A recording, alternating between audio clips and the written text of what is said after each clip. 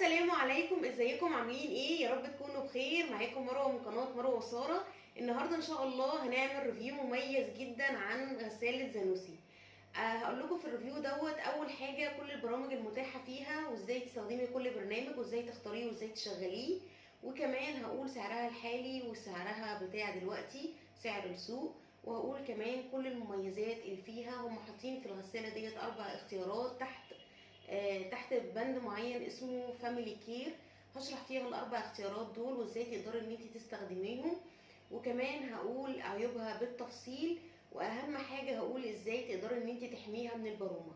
وكمان هكتب لكم تحت في الكومنتات كل حاجه انا شرحتها في الدقيقه رقم كام بالظبط، عشان خاطر ما يبقاش ريفيو طويل عليكم وتدوري على الحاجه اللي انت عايزاها توصلي لها بسرعه.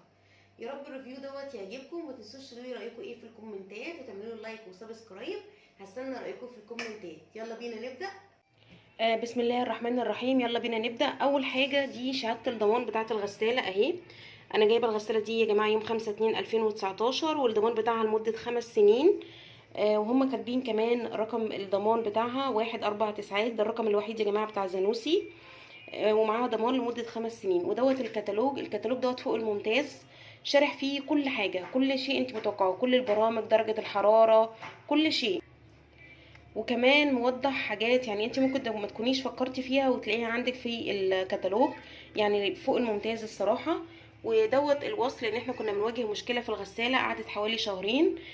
بس الشهاده لله ان الضمان صلحها واحنا ما دفعناش اي حاجه، صلحها كلها على حسابه.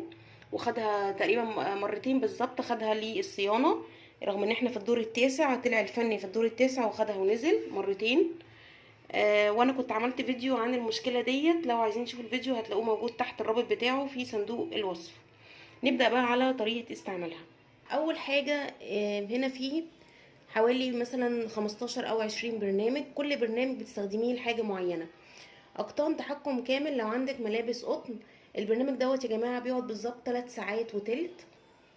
هتروحي جايبه اللي هو الزرار بتاع التحكم، هتجيبي الشرطه ديت بدل ما هي هنا على الاوف، دي الاوف يا جماعه، هتجيبيها على البرنامج اللي انت عايزاه. مثلا انت عايزه اقطان تحكم كامل، كده انت جبتيها على البرنامج بتاع اقطان تحكم كامل. تبداي بقى تختاري درجه الحراره اللي انت عايزاها، وتختاري كمان العصر اللي انت عايزاه. هنا مثلا انا في درجه حراره اكتر من درجه، بيقولك انت عايزاها درجه حراره 50، طالما منوره عند 50 يبقى انت كده تختاري 50. ولا عايزاها درجه حراره 40 تدوسي هنا يغيرها لك، ولا عايزاها 30، ولا عايزاها هنا نجمه دي معناها بارد يعني مفيش درجه حراره خالص اكنك بتغسلي بالظبط بميه فتره، ولا عايزاها اعلى حاجه اللي هي 90. تختاري درجه الحراره المناسبه ليكي اللي انت شايفاها مناسبه لدرجه اتساخ الملابس اللي انت حطاها. انا اغلب الوقت بختار يا اما 50 او 40 او 30، وبختار البارد دايما في كل لبس الخروج ما عدا الجينز.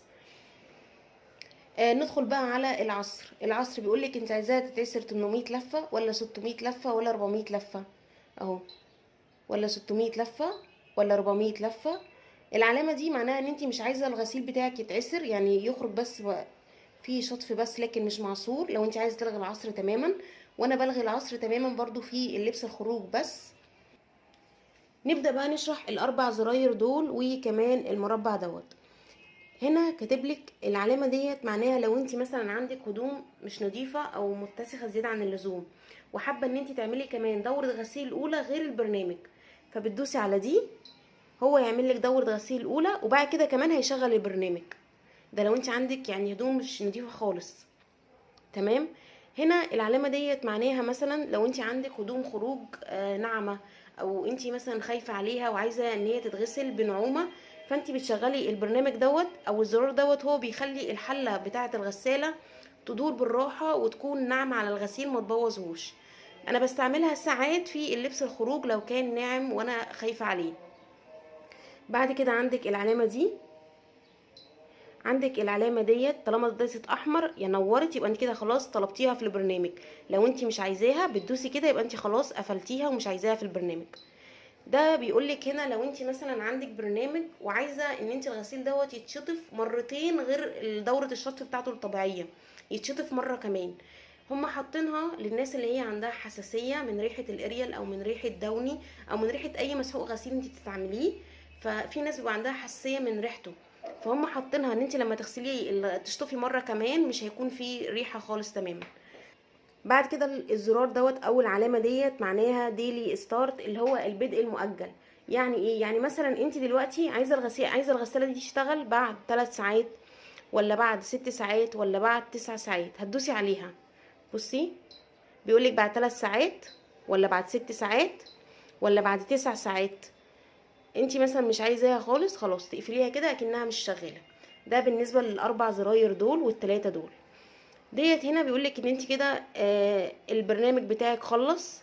والزرار دوت بينور في حالة حاجة واحدة بس، لو انت عملتي حاجة اسمها منع استعمال الاطفال. يعني مثلا عندك اطفال وانت مشغله الغسالة وخايفة يجي الطفل دلوقتي يلعب لك في الشاشة دي. خلي بالك بس عشان دي شاشة تاتش، فالبوردة بتاعتها حساسة شوية، فمش هينفع ان انت تسيبيها للاطفال يدوسوا عليها وهي شغالة، طبعا ممكن تبوظ.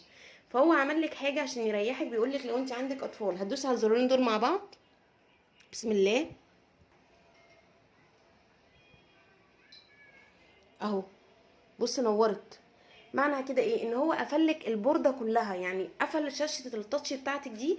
لو انت عملتي على اي حاجه بصي ما اتحركتش عن درجه حراره 50، بصي مش هتتحرك برضو عن درجه حراره 400، عن العصر اللي هو 400 لفه. هو عاملها لك ديت عشان الزرار دوت اللي هو منع الاطفال ان هم يلعبوا في الشاشه.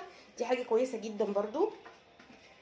ندخل مثلا على برنامج تاني. عايزه بقى انت تغيري البرنامج، حطيتي مثلا كتبتيه على ده وبعد كده افتكرتي ان انت عايزه تحطي حاجه تانية وهتغيري البرنامج ده، تروحي عامله كده كده. خلاص انت قفلتي البرنامج وتختاري البرنامج اللي بعده. سي مثلا انت عايزه دلوقتي برنامج الاقمشه الصناعيه. آه كده بقى احنا جبناه على اقمشه صناعيه. البرنامج دوت يا جماعه بيقعد بالظبط ساعتين ونص، ساعتين و30 دقيقه، لكن اقطان تحكم كامل انا قلت بيقعد 3 ساعات وتلت. البرنامج دوت انت اولا كده مش هتعرفي تغيري ولا درجه الحراره ولا العصر ولا اي حاجه غير لما تلغي الزرار دوت. عشان تلغيه هتدوسي هنا تاني، خلاص اتقفل. بصوا اتقفل ازاي. تقدري بقى ان انت تغيري درجه الحراره. بيقولك عايزاها 40 ولا 30 ولا بارد ولا 60 ولا 50. لو لاحظتوا ما عملش على 90، معنى كده ان الاقمشه الصناعيه مش متاح فيها درجه حراره 90. هنا بقى عندك العصر، بيقولك عايزاها على 800 لفه ولا 400 ولا 600 ولا 400 ولا من غير عصر خالص، ولا عايزه تلغي دوره الشطف، ولا عايزه يكون مؤشر اللي هو بدء الدوره الليليه اللي انا لسه متكلمه عنها دلوقتي، اللي هي بتبقى بعد 3 ساعات او 6 ساعات او 9 ساعات. طيب انت مش عايزه برنامج الاقمشه الصناعيه، تقفلي هنا. وعايزه مثلا اقمشه ناعمه، لو مثلا هتغسلي لبس خروج حاجه زي كده اهو، برضو نفس الحكايه. تبداي بقى تختاري درجه الحراره. في بارد في البرنامج دوت، وفي درجه 40 و30، بس الثلاث درجات دول الحراره دول مش متاحين في البرنامج دوت. ونفس الحكايه تختاري العصر وبعد كده تدوسي هنا على ستارت. بس طبعا قبل ما تدوسي على زرار الستارت بتبداي ان انت تحطي هنا بتبداي تحطي هنا الاريال. بتحطي مثلا هنا ربع كوبايه اريال وهنا ربع كوبايه، وهنا دوت بيقولك المكان بتاع الدوني. بس تكوني حريصه ان انت مثلا لو هتحطي دوني او اي منعم للملابس اقصى حاجه توصلي لغايه الخط ده، مش تمليها لغايه هنا، لا طبعا اقصى حاجه بيقولك اهو ماكس لغايه الخط ده بس. تمام. هل دوت انا ينفع ان انا اطلعه واغسله؟ ايوه طبعا ينفع تطلعيه وتغسليه. هقولك ازاي. شايفه هنا كاتبلك ايه؟ كاتبلك كلمه اسمها بوش وعامل سهم. بتدوسي على الزرار بتاع بوش دوت لتحت شويه. بصي انا دوست تحت شويه كده، ضغطه جامده كده شويه وتروحي مخرجاه. انا خرجته اهو. بتغسليه طبعا كل فتره، انا بغسله على طول يعني. ودي كمان بتشال وبتتحط اللي هي بتاعه المرطب اهو. يعني لو عايزه تغسليها بصي بتشيليها كده وتركبيها كده. عايزه تركبيها بتتركب برضو بمنتهى السهوله. وبعد كده بتدوسي على زرار الستارت. فرضا مثلا هدوس عليها اهو معاكم، هي كده مثلا بدأت تشتغل. انا كنت حاطه شويه هدوم عندي ناعمه شويه في الغساله اهي. في الغساله اهي كنت حاطه شويه هدوم ناعمه. هتبدا بقى دلوقتي ان هي تسحب الميه وتبدا ان هي تغسل وتسحب كمان الاريال والدوني. انا وقفت الكاميرا وحطيت مسحوق الغسيل، وهتبدا ان هي تغسل دلوقتي. ولما تخلص كمان هوريها لكم. هي خلصت، سامعين صوت الصفاره دي؟ معناها ان هي كده خلصت. خلاص بقى انت كده عايزه تقفليها هتروحي دايسه هنا بصوا خلاص هي كده اتقفلت. تقدري بقى في ساعتها تفتحي باب الغساله اهو وتشيلي بقى الغسيل. بصي كاتبلك ايه على الغساله، حاطط البوستر دوت، كاتبلك رقم الضمان، لان في كمان دعايه عن شركات كتير قوي ضمان، هو دوت رقم الوحيد الضمان بتاعهم 149. ولو اتصلتي باي رقم غيرهم مثلا وجم الرقم التاني دوت، بعدها الضمان كده اتوقف. لو انت حتى لسه فاضلك فيه 4 سنين او 3 سنين كده الضمان اتوقف ومش هيرضوا ان هم يجوا يشغلوا الغساله، فخدي بالك بالنقطه دي كويس قوي. بصي بقى في حاجات في الكتالوج انا عايزه اوريها لكم. بصي هنا شارح لك كل زرار في الغساله اللي انا قلت عليه، كل حاجه شارح لك عليها بالتفصيل. كمان عامل حاجه كويسه قوي عايزه اوريها لكم في الكتالوج بتاع الغساله. بصي كاتبلك ايه، كاتبلك ان عندك كوتن فليكس او البرنامج بتاع الاقطان تحكم كامل، كاتبلك ان هو مدته 200 دقيقه يعني 3 ساعات وتلت. وكاتبلك كمان ان برنامج الاقطان التحكم الكامل مش شرط دايما يكون 3 ساعات وتلت، لا، لو انت غيرت درجه الحراره وخليتيها على 60 هيقعد 3 ساعات بس ل 10 دقايق. والاكمشه الصناعيه كاتبلك بيقعد ساعتين ونص. بصوا هو كاتب هنا بالدقايق بس انا خليتها لكم بالساعات عشان تبقى اسهل شويه. برضو كاتبلك هنا الاقمشه الناعمه دي بتقعد اهي 110 دقيقة يعني ساعتين ل 10 دقايق. وبعد كده كاتبلك الأصواف دي بتقعد ساعة وربع أو 75 دقيقة، دي أو دي. يعني هو هنا في الكتالوج شارح لك كل حاجة، فما تقلقيش هتبقى بالنسبة لك طريقة استعمالها سهلة جدا. نكمل بقى البرامج. هنا الملابس البيضاء لو انتي هتشتغلي مثلا هتغسلي مثلا اللي هي الهدوم الداخلية، الفانلات البيضاء والحاجات دي كلها اهو. وبيقول لك عايزه درجه حراره على كام وعايزه العصر على كام، ونفس الحاجات اللي انا شرحتها قبل كده مش هشرحها تاني. وبرده هنا دوت البرنامج بتاع منع الحساسيه، لو انت عندك هدوم ومش عايزه ان انت مثلا يكون فيها اي ريحه دوني او اي ريحه اريال، بيشطفها كويس قوي وكمان بيكون ناعم عليها. ودوت برنامج البياضات. برنامج البياضات دوت لو انت عندك هتغسلي ملايات او حاجات قطن وعايزاها ان هي تبقى يعني تتغسل كويس قوي. ودوت برنامج كويك اللي هو سريع اللي بيقعد 20 دقيقه. البرنامج ده يا جماعه ممتاز، انا فرحانه جدا ان هم عاملونه يعني عملوه، لان انت في غسيل كتير قوي بتكون انت شايفه ان هو مش محتاج ان هو يقعد مثلا 4 ساعات في الغساله بيتغسل، هو مش مستاهل، هو فعلا نظيف، انت بس عايزه تغسليه بس ينور شويه، او هو يعني ملحقش ان هو اصلا يكون خلاص يكون يعني مش نظيف او كده، فبشغله على طول على برنامج 20 دقيقه اهو. ودوت متاح فيه درجتين حراره بس 40 و30، مش متاح فيه اي درجات غير هم دول. بس انا كان نفسي كمان يعني كنت اتمنى ان هم كانوا يحطوا فيه 40 و30 وبارد، بس هو مش محطوط فيه للاسف. بعد كده ده بالنسبه للسريع، وبشغله على طول، واحيانا بشغل فيه العصر واحيانا بلغي فيه العصر. في بقى عندك البرنامج اللي بعده اللي هو متنوع. متنوع ده ساعات بحط فيه لبس الخروج بتاعي ساعات يعني، وساعات برضو بحطه في الحرير، وساعات بحطه فيه برنامج غسيل يدوي او صوف. يعني الثلاث برامج دول اللي هم متنوع او حرير او غسيل يدوي او صوف بستخدمهم دايما للبس الخروج بتاعي. متنوع دوت اللي عاجبني فيه ان هو هنا حاطط لك بارد، يعني انت بتغسلي بميه فتره لان الهدوم الخروج ما بتستحملش درجه الحراره العاليه. وكمان متاح فيه ان انت تلغي العصر، متاح ان انت تلغي العصر في كل البرامج تقريبا. وكمان وقت قصير جدا بيقعد بالظبط ساعه او ساعه وعشر دقايق، ما بيكملش يعني بيختصر يعني وقته بسيط. وفي عندك برنامج اللي هو حرير، ده لو انت تغسلي هدوم ناعمه قوي. وعندك اخر برنامج دوت لو هتغسلي حاجه انت خايفه عليها قوي او مثلا تغسلي صوف. البرنامج ده برضو وقته قصير ساعه وربع، برضو بتشغليه عليه وبتختاري درجه الحراره وبتختاري العصر. بس في حاجه انا لاحظتها في البرنامج دوت دونا عن كل البرامج اللي هنا، ان البرنامج دوت يا جماعه الوحيد اللي بيخلي الحله بتاعه الغساله تدور ببطء شديد.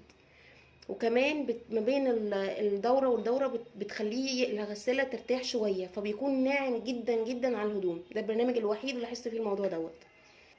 في بقى يا جماعه كمان نقطه مهمه جدا جدا لازم ان انتوا تكونوا واخدين بالكم منها. الغساله دي فيها يعني ممكن يكون عيب شويه، ان انت لو انت دلوقتي مثلا مشغله برنامج او عامله في العصر عدم العصر وخلاص، هي دلوقتي خلصت وصفرت وخلاص البرنامج خلص والغسيل خلص وكل حاجه واديتك الجرس وخلاص خلصت كل حاجه، لازم ان انتي طالما عملت هي كده لازم ان انتي تشغليها على برنامج عصر او صرف. ليه؟ لان بيبقى ميه في الحله من تحت. بتاع الضمان هو اللي قال لي الموضوع دوت، قال لي الميه دي هي ما بتعرفش تصرفها، فلو انت سبتيها وما شغلتيش البرنامج دوت مع الوقت بعد كذا سنه استعمال هيعمل برومه في الغساله. طيب انا دلوقتي مثلا كنت شغاله على برنامج جينز وخلاص هي خلصت وصفرت، اروح عامله ايه؟ اروح قافله كده تمام، واروح جايباها على عصر او صرف، واروح عامله هنا الغاء العصر. ما انا كنت عامله الغاء العصر برضو، انا برضو مش عايزه الغسيل يتعصر لان هو دلوقتي هدوم ناعمه وانا خايفه عليها، فانا خلاص عملت الغاء للعصر. يبقى اصبح كده هو يشغل الصرف بس. هدوس هنا كده بقى، هي خلاص بدأت تشتغل وبدأ اهو الصرف يشتغل. برنامج الصرف ده يا جماعة بيقعد بالظبط 5 دقايق، يعني هو مش وقت، هو مش حاجة اصلا، ما بيكملش حتى ال5 دقايق. بس انت كده بتحمي غسالتك. هو كده خلاص انا كنت لاغيه العصر، فهو كل المية الزيادة مش هيعصر الهدوم برضو، بس كل المية الزيادة اللي هي مثلا اتصفت من الهدوم بيسحبها كلها، عشان بس الغسالة ما تعملش برومة مع الوقت. ما بيكملش حتى ال5 دقايق على بعض. انا هسيب الكاميرا شغاله طول ما برنامج الصرف شغال عشان نشوف الوقت قد ايه.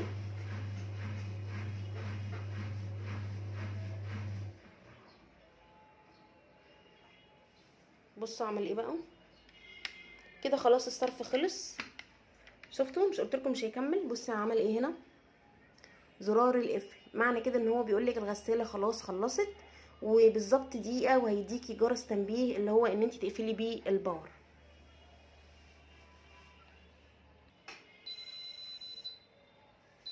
بصوا اول لما شغل ان انت تقدري تفتحي الغساله، بصي عمل ايه.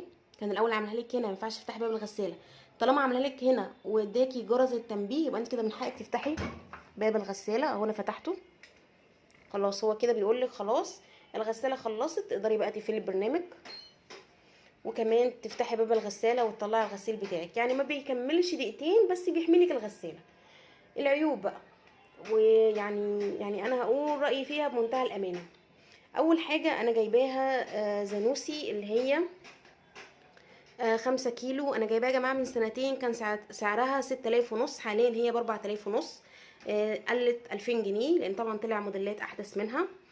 هي مكتوب عليها 5 كيلو، بس لما جيت ضمان لان انا كان عندي مشكله قعدت معايا شهرين، قال لي ان هي ما بتشيلش 5 كيلو. قلت له بس مكتوب في الكتالوج ان هي بتشيل 5 كيلو ومكتوب عليها ان هي بتشيل 5 كيلو.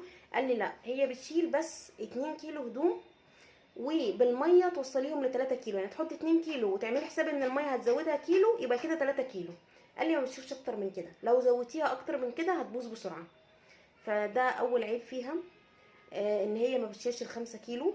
بس قال لي ان انت ممكن تعوضي العيب دوت بانك تغسليها مثلا، يعني تشغلي مثلا مرتين، تشغلي الغساله مرتين ما بين المره الاولى والثانيه، تريحي بس الموتور ساعتين، مفيش اي مشكله. بس ما ينفعش تحطي فيها اكتر من 2 كيلو هدوم.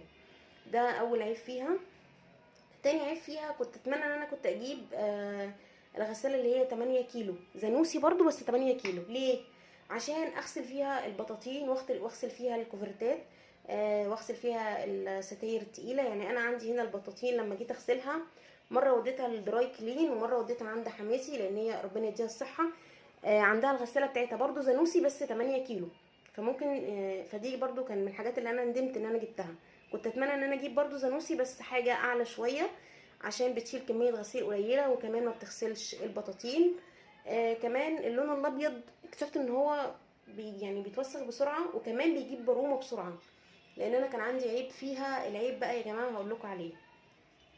بصوا ده شكل الحله بتاعتها من جوه، حله كويسه جدا وكبيره وتديكي احساس ان هي فعلا هتشيل ال5 كيلو. وفوجئت لما هو قال لي لا، هي مش بتشيل غير اللي هما بس 2 كيلو و3 كيلو بالميه لو انت هتحطي فيها غسيل.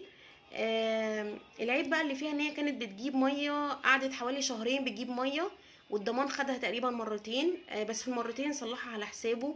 وفي الاخر عرفت ان العيب اللي فيها ان كان في الحله بس من الناحيه التانية، من الناحيه اللي جوه مش من بره هنا، فيها زي عيب كده، فوهي بتغسل بتفضل تنزل في ميه. طبعا بسبب العيب دوت ان هي قعدت شهرين عبال ما الضمان نصلحها وعرف اصلا العيب اللي فيها، لان الفني اللي جالي اول مره معرفش العيب فخدوها ورجعوها وهي بنفس العيب اللي فيها. بسبب بقى طبعا كده هي عملت برومه، عملت برومه من جنب الغساله من هنا، بس الضمان لما جه قشر كل البرومه ديت وبيضها تاني، وعملت برومه كمان من جوه، بس برضو الضمان بيضها من جوه وخلاها يعني رجعت زي كانها بالظبط جديده، يعني صلح كل العيوب اللي فيها وما دفعتش اي حاجه. فعشان كده بقول لكم خلي بالكم ما تتصلوش باي رقم غير الرقم ده، عشان بس ما تخسروش الضمان. دوت الريفيو عنها، عن العيوب بس ان هي الهدوم ما بتشيلش كتير، وانها لما بتبوظ مش اي فني بيعرف العيب، رغم ان انا بجيب فني دايما تبع الضمان. ديت العيوب. بالنسبه لصوتها انا شايفاه عادي. البرامج كلها فوق الممتازه، فهي دي بس العيوب اللي فيها، بس هي كغساله فوق الممتازه. ولو انت هتسالي عنها في السوق، ده مش اعلان، انا بقول رايي بمنتهى الامانه، لو هتسالي عنها في السوق هي واخده يا جماعه سمعه احسن غساله موجوده حاليا في مصر. غير بقى طبعا في غسالات اعلى منها، بس غسالات مستورده وسعرها خيالي عالي قوي يعني. بس دوت الريفيو كله، يا رب اكون افدتكم وقلت لكم كل حاجه.